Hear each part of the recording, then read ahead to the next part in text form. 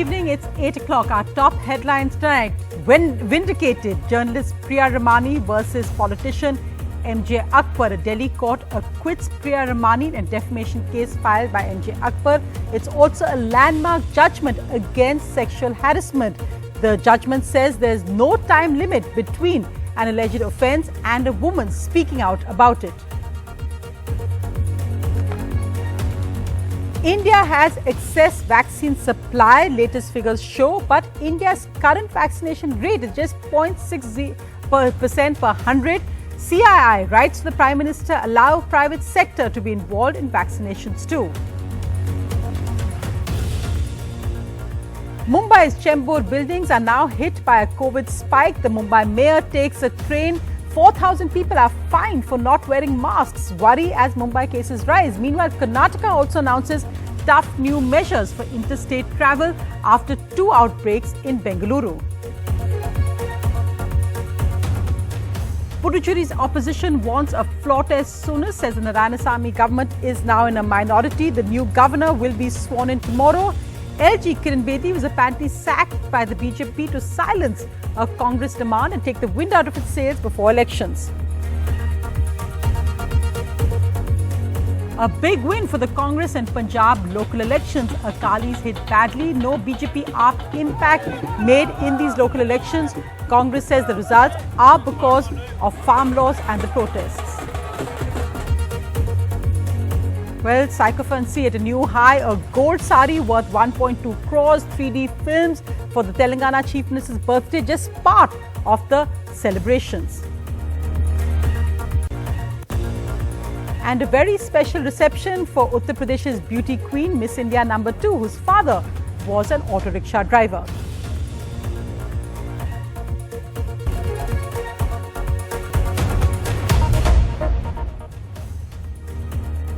Our lead story tonight, an important judgment today, not just in the case of a journalist Priya Ramani versus politician MJ Akbar, but also a landmark judgment which lays down, in a sense, guidelines for sexual harassment cases in the future. Importantly, the judge said the length of time between an incident of sexual harassment and making it public is actually irrelevant. The judge also went on to say that the absence of failure of institutional mechanisms means survivors are entitled to use other media like Twitter or social media to speak up. The judge added that speaking on public platforms is a form of self-defense by women in these cases, saying that sexual harassment undermines both dignity, Article 21 of the Constitution, and equality under Articles 14 and 15 of the Constitution because of its gendered natures, and these rights therefore override the right to reputation. Vindicated is what Priya Ramani and her lawyer Rebecca John had to say today. Here's Arvind Gunasekhar's exclusive chat. How do you feel? We both feel amazing. No, I think it's a great moment for all of us. I think for Priya particularly, because she was the one who took the brunt of the case, the criminal prosecution. So really, this is a vindication of her truth and the truth of the other women who supported her through this trial, both inside court and outside court. I think this journey has been incredible in that sense, because we saw solidarity that we've never seen before, and therefore we can only thank all those men and women who stood by us through this very, very difficult trial. And there were at least 4 or 5 women in court who had spoken up during the Me Too movement. And just to see the joy on their face, was something. The court also observed that your disclosure is in the larger interest of anti-sexual harassment, and that the court also, in fact, in a way, gave credence for that also. So how do you see it now? What is this judgment for the India Me Too movement? I hope it will make more women speak up, and I also hope it will discourage powerful men from filing false cases against women who share their truths. Vindication for journalist Priya Ramani. All smiles today with her lawyer Rebecca John after 2 years in the dock, charged with defamation by the man she had accused of sexual harassment, ex-minister MJ Akbar. A case where, as she put it, the victim had become the accused. Today, Judge Ravindra Kumar Pandey dismissed the case, saying the right of reputation can't be protected at the cost of right to dignity. I hope it will make more women speak up, and I also hope it will discourage powerful men from filing false cases against women who share their truths. Today at court, Priya Ramani was surrounded by supporters, many of them women, who had been at every hearing in solidarity.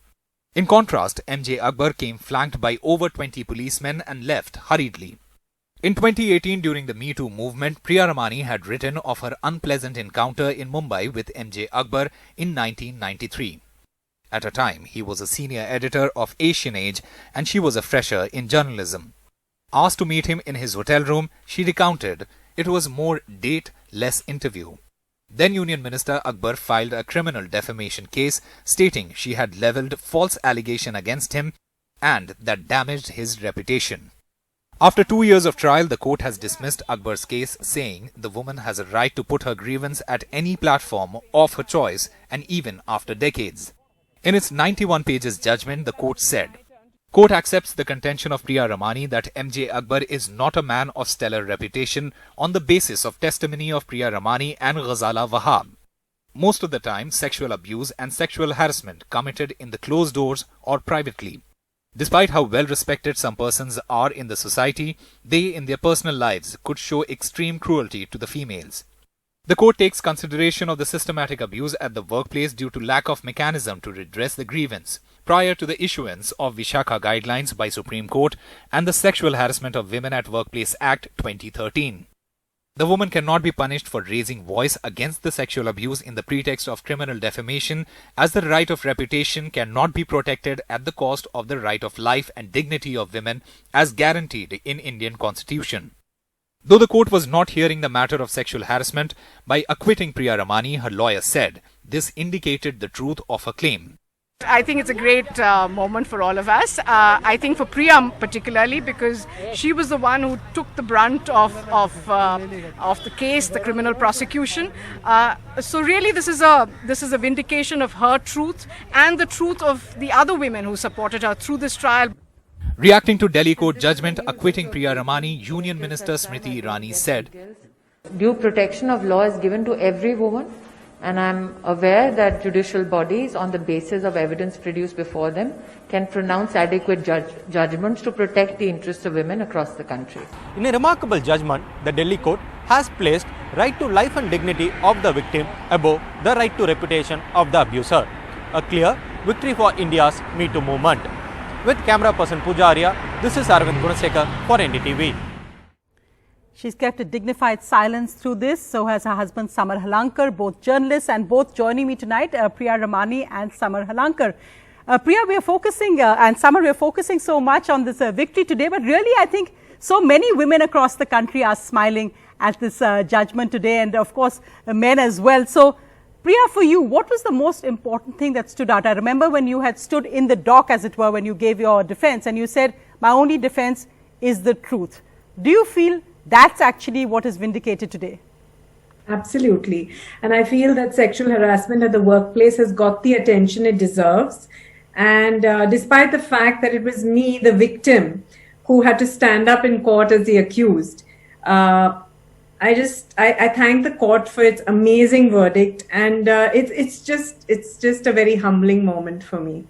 In fact, I do think that Judge Pandey's verdict, when you read it, is actually so, it actually lays down the guidelines, a precedent for so many other women who may have gone through the same thing, as it were. And I think the important points he raised out, one, the most important perhaps, is that there's no time limit really, that a woman at that moment may not even realize what's happening to her. And in fact, MJ Akbar had said that because you made this allegation 20 years later, it actually had no standing in a sense. And the fact that you can make this allegation anyway, it's actually a woman's choice to make that. Do you think this stands out for you as well? What stood out for you in his words today? Yes, I mean, pretty much. I haven't read the judgment, but definitely the fact that women should use any platform they can to tell their stories is something that is of global importance, not just in the Indian judiciary. And it's a victory that belongs to everyone who spoke up in the Me Too movement, and it's a verdict that they'll all embrace and feel hopeful about. Samar, if I can bring you in, because really it's so important at a time like this. So whenever a woman decides to speak out that they have a support system, whether it's a husband, whether it's friends, whether it's in-laws, however you want to term it, you've written about how this trial in a sense turned Priya's and yours lives upside down, because you'd actually moved away from Delhi, you were in Bengaluru, you all were settled there, and this suddenly came out of the blue. It has definitely taken a toll. We had to fly back and forth between Delhi and Bombay. I think we perhaps made more than 20 trips. But the brunt, of course, has been taken by Priya, because it has been a tension-filled time. There's been trauma, there's been stress. But I think in the end, it's very important to have the support system. I think all the lawyers have been amazing. All of Priya's and our friends who have always showed up in court time after time. So I think it's very important to have a support system, but eventually at the end of the day, I think it's important to have self-belief and determination. And I think both those qualities Priya exhibited in ample manner, and I'm very proud of her. Mm-hmm. Did both of you ever think that, you know, why did you speak out? And first to you, Priya, and then Samar, because at that time, I remember, and when the news came out as well, I mean, he was a minister. He is still a BJP Rajya Sabha MP. You're taking that on your own. Did you ever think that maybe I should have just stayed quiet? Never. Not for 1 minute ever. All I felt was, of course, I felt stress and anxiety and, weighed down by the responsibility. But I always felt that better me than anyone else, because I had amazing legal support. I had amazing support from friends and family. And I felt that if anyone could fight this, I could. Mm-hmm. Samar, what did you think when Priya first told? Because of course you'd first written about it a year earlier, and then you actually named MJ Akbar during the Me Too movement. Samar, did you think perhaps it would have been wiser for her not to take a name? Because so many women are told by their families, don't speak out. Why get into this? In fact, we're seeing a repetition when we see the arrest of student activists, that silence, stay silent. Well, yes, I only want to say that when she first wrote about it and tweeted about it and, told me about it, my only reaction was, oh, oops. And then I said, okay, if that's what's happened, that's fine. And if you've chosen to do this, then let's go for it. I think all through our journalism career, we have had the privilege of working with people who have inspired us to, to use that cliche, speak truth to power, and never be silent about anything. And certainly we have learned that from our parents as well. And I think which is what Priya did. And once she did that, there was no question of backing down. Then we knew that whatever it is, we were in this for the long haul, and that we were going to see this through. And that's what she did. Priya, and really, you as an individual, in a sense, became a symbol for something that was so much larger. Even in your article, when you wrote, you were then, I think, in your 20s, meeting somebody who was an idol, a man of power, a man who had a wonderful journalism career, somebody who you looked up to. And that person then let you down. When you wrote about him being a predator, in fact, he used your words against you in court, saying she herself admitted, I didn't do anything. That's, when we're defining sexual harassment, when you're looking at what it actually means, in a sense, so many women could identify with you but didn't know how to frame it. The judge, in a sense, has given this also a definition today by accepting that even this falls under the ambit of sexual harassment, even if the person didn't do anything in a physical sense. Absolutely. Absolutely, Sonia. And I just want to say that even members of my extended family, even the most conservative uncle or aunt or whatever, not once did anyone tell me, why did you do this? They only said, we support you. Mm-hmm. What is the larger message that you feel goes out to young journalists, young women who have faced a similar situation? Did other people come up to you with their stories? Did you find that it actually became, that you unwittingly perhaps became part of a larger movement or symbolism your case became? Because a lot of women came who didn't even know you to the courtroom. I actually only spoke up because I was it was this larger movement that inspired me to speak up. I saw young women telling their horror stories on social media, and I saw people who had worked with MJ Akbar and people who knew of MJ Akbar saying, when will those floodgates open? and I felt it was my responsibility to speak up as an older woman who had an experience and who had heard of many other such experiences. Samar, again, what do you think, do you look for change? What do you think are the implications of a verdict like today, beyond, of course, the vindication for Priya and you? What do you think are the implications of today's verdict, and what do you hope to see actually change with this? I think the lessons that are most important from this verdict are actually for men. And I say this as a man, that it is the men in India, from a society which is still deeply patriarchal and very troublingly patriarchal, and it continues to be so. I think it's men who need to take the biggest message out of this, that it is time to stop putting women up merely on a pedestal of worshipping them as goddesses and things like that, and start accepting women as equals. That, I think, is the most important message. This is just one big step today, but I think this is a long, hard battle. There's a big, long, strong wall ahead, but it's been breached today. And if it's been breached once, it can be breached again. And finally, also, when you talk about speaking truth to power now, whether it's about sexual harassment, whether it's about climate activism, whether it's about any kind, whether it's about dissent, do you think that's an interesting timing today as well, Priya? It's about being able to speak out and not being intimidated, even though, as I said, the case involved a union minister. Absolutely. And Sonia, I must say, I feel like slightly overwhelmed at getting this amazing positive victory in an India which is clamping down on dissent, and in an India in which so many young women are in jail for speaking truth to power. And the latest example, as you yourself just pointed out, is 21-year-old Disha Ravi. My thoughts are with her and all other women who have been incarcerated who are currently imprisoned for no fault of theirs. Absolutely, and I have to say that to Judge Ravinder Pandey also, it's interesting that lower courts are coming out with, we had a wonderful judgment on sedition yesterday from a lower court, and it's wonderful that from Judge Pandey also, I think, a great judgment there, which, as I said, far-reaching consequences. So thanks so much, Priya and Samar. Finally, time to celebrate this evening after 2 years of... Thank you so much. After 2 years of being in a court, Tariq pe Tariq. So, congratulations to both of you, and thanks very much. Thank you, Thank Sonia. you. Well, going across to other big headline, what are the latest numbers on India's COVID vaccination coverage? Well, we do have a record of nearly 90 lakh doses, but the big worry, of course, is that what's our rate of vaccination? That's really the big issue. We know that on day 32, we're just over a month, over 2.76 lakh people vaccinated, but our rate of coverage is still just at 0.6% per 100 people. So when you look at that table there, we still have a very, very long way to go. And Vishnu Shom has this report. Well, India's overall vaccination numbers may be impressive, but as a percentage of the total population that needs to be inoculated against COVID-19, it's still minuscule, which begs the question, why isn't the private sector involved?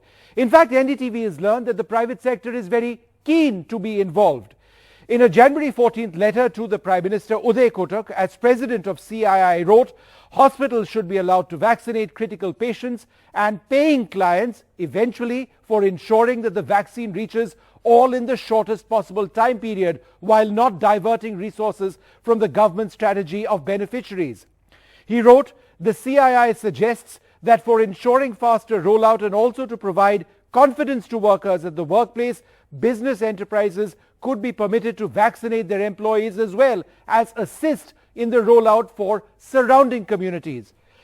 The CII estimates that the involvement of the private sector will result in the inoculation of an additional 10 crore workers in the formal sector, and also local communities could have access to the vaccine.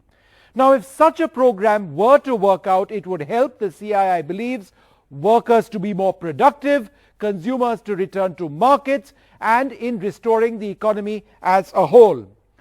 What's more, in a series of proposals sent in to the government, the CII has said that there is a need to cover the remaining 80% of citizens really quickly, and that India must consider the equitable access to vaccines of all citizens. Why? Because at the moment the government has priority groups.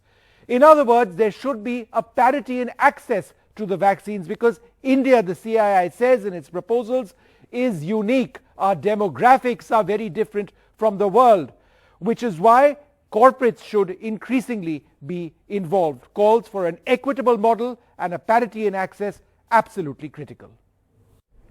And why this vaccination is so crucial, why we need to speed it up pronto, is because of outbreaks and rises we are seeing in cities. Now, there have been 2 major outbreaks in Bengaluru and in Mumbai now. The big focus is Chembur, which is the worst hit. Here, high-rise buildings are reporting an uprise in cases. Also, local trains. The Mumbai mayor was on a train today asking people to wear masks. And the latest numbers, 4,000 people fined for not wearing masks.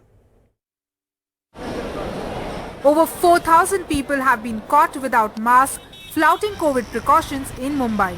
This, Chembur, is a neighborhood where cases are growing at the fastest pace in India's financial capital.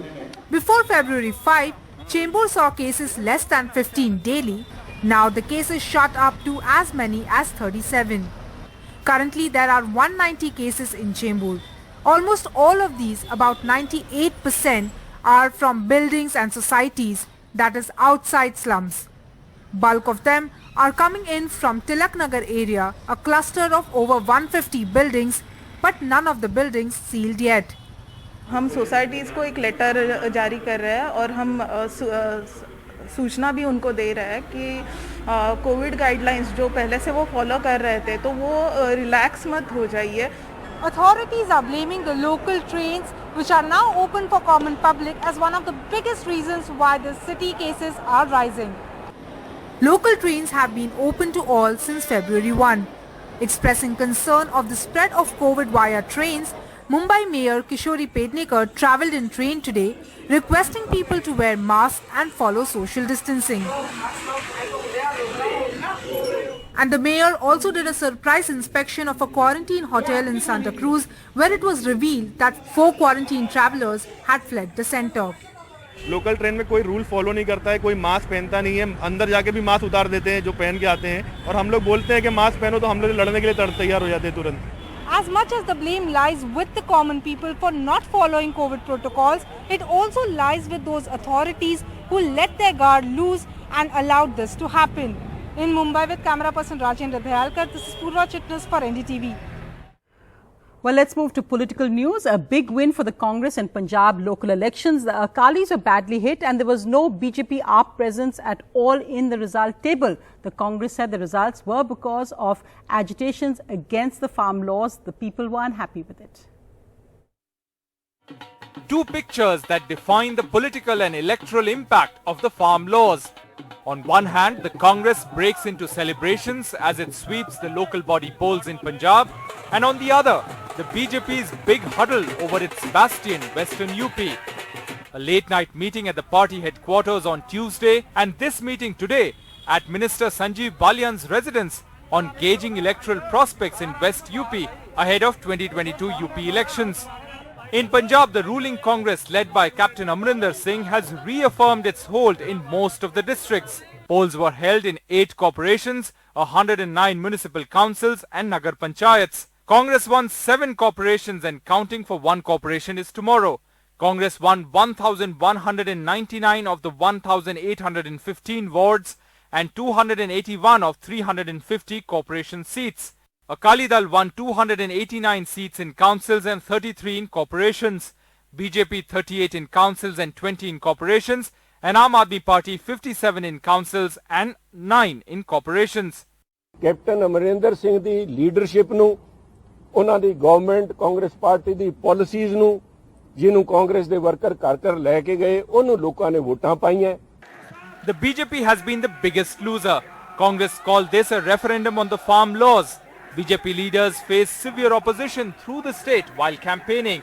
The party lost 2 key corporations in Hoshiarpur and Pathankot, seen as their bastion, represented in Lok Sabha by Union Minister Som Prakash and Sunny Deol. The Congress wave has engulfed the Shiromani Akali Dal as well, as they got a drubbing in their own backyard. Bathinda Corporation was won by Congress after 53 years. a Lok Sabha seat represented by Harsimrat Kaur Badal.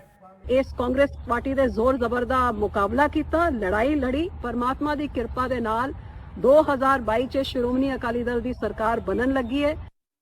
BJP's next big electoral challenge is the UP Vidhan Sabha polls. Post tickets mobilization of the farmers, the BJP got together in a huddle for West UP. Sources say the party is gauging the extent of political damage in West UP as the Congress and RLD have intensified their campaign, riding on the back of farmer Mahapanchayats. With Mohammad Ghazali in Chandigarh, Rohit Wellington for NDTV. Well, the latest from Puducherry, where the government is in a minority. However, the Chief Minister told NDTV that his government is not in a minority and applauded the removal of Kiran Bedi, saying it was a victory for the people of Puducherry. However, the opposition, including the Congress MLAs who have deserted the Congress and joined the BJP, are now asking for a floor test, given that it's so close right now in Puducherry. The new governor will be sworn in tomorrow, and there's likely to be huge political turmoil after that. It's a victory for the people of Puducherry. All the parties were agitating that Dr. Kiran Bedi is destroying the development of Puducherry. It is not minority. Actually, only one resignation now accepted. The other two people have resigned earlier. We are not.